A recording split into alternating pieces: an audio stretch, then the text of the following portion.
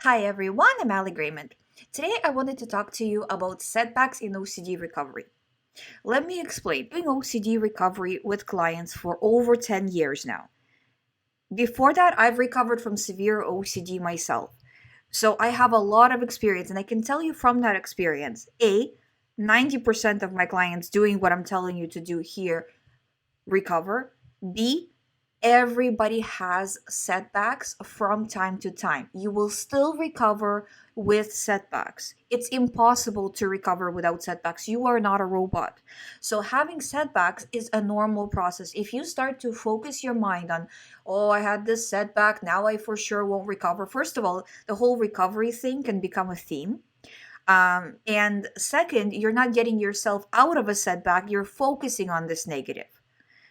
The whole thing about setbacks is how fast you're coming out of it. And when I talk to clients, this is what I'm looking at mostly is how big was the setback, how long did it last, and what was the time between setbacks. So the person will start out that their whole thing is a giant setback, right? Every moment of the day they're just falling down, right? As they start to do recovery work, then they start to say, oh, okay, you know what? Today was not so bad, but say yesterday, the day before was bad. Okay, so now they're in this kind of 2 3 day increment, then a week, then 2 weeks, then a month, right? But let's say, for example, when they get to a month, say once every 30 days, they have a really bad setback, and in that setback time, they can say, it's all over. I feel like I will never recover.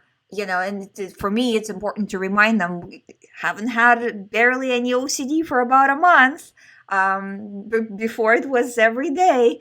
But it's this state when it gets you even like that far along, it can still get you pretty bad on those days, but it's just a stepping stone. That person, and this is just a fictitious person, right? But I see this a lot with people, not specific person. Um, that person at that 1 month between setbacks mark, that's just another stage. Then there'll be 2 months, 3 months, and so on. Towards after a few months, kind of.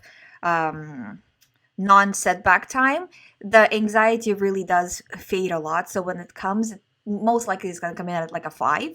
But given the right circumstances, the right or the wrong reaction, you can still yourself into a 10, potentially. Again, it's all about the reaction.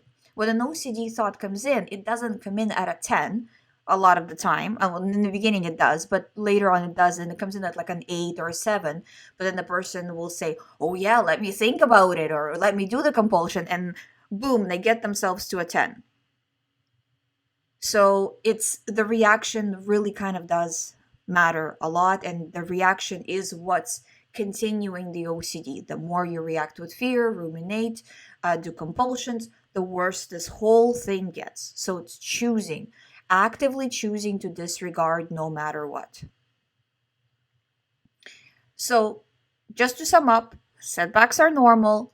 Don't react to them, but take note on how often they're happening, how how long they last. So, if say you had a setback and you kind of got yourself out of it in the course of a day, let's say, that's fine. But if setback is lasting a long time, say, a few days a week, then you have to look at what you're doing to feed this setback. Maybe you're worrying about that you had a setback itself. So that's becoming a theme, not about the actual content, but about the fact that you've had a setback.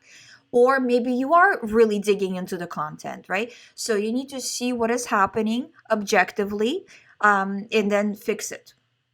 So no, I'm not again tracking. I know you guys are sick of hearing about tracking of the time, but I wouldn't be drumming this all the time if this wasn't working. I'm telling you, I talk to people with OCD all day long. And the clients that are like, yes, I'm going to track the time, I'm going to stay on the ball, I'm going to do this, I'm going to send it to you every day, they recover really fast.